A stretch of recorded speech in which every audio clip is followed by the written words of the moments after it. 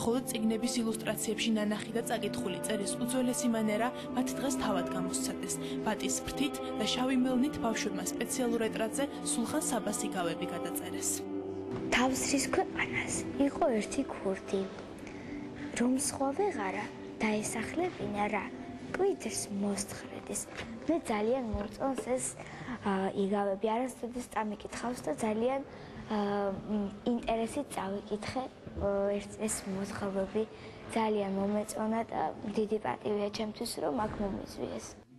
იმისათვის, რომ სიძველესთან სიახლოვე კიდევ უფრო მეტად შეეგრძნოთ, სანთლის შუქით განათებულ დარბაზში ბავშვებს შუა საუკუნეებიდან დაბრუნებული სტუმარიც დახვდათ. ეტრატის დამზადების შესახებ და ქართველი კალიგრაფების ისტორიები ბერმა პატარებს თავად უამბო.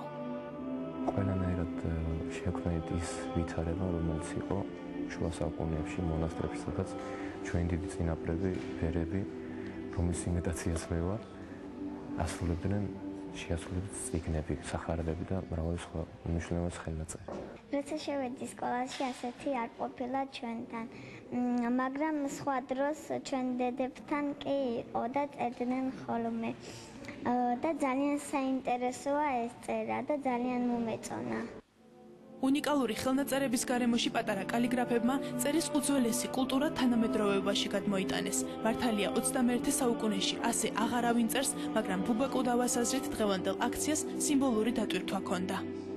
დარწმუნებული ვარ, ძალიან ბევრი მათგანი, ყველა მათგანი ბევრ რამეს სხვა თვალით შეხედავს.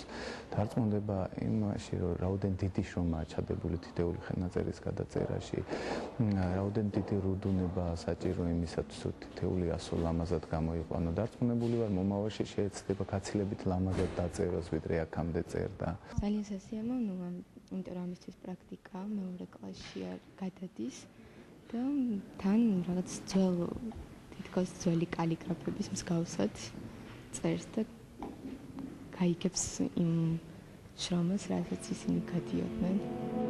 ბავშვთა დაცვის საერთაშორისო დღეს პატარა კალიგრაფებისთვის გამართული აქცია სულ რამდენიმე საათს გაგრძელდა. დღეს ბავშვებმა საჩუქრები და სპეციალური გულსაფნევებიც მიიღეს.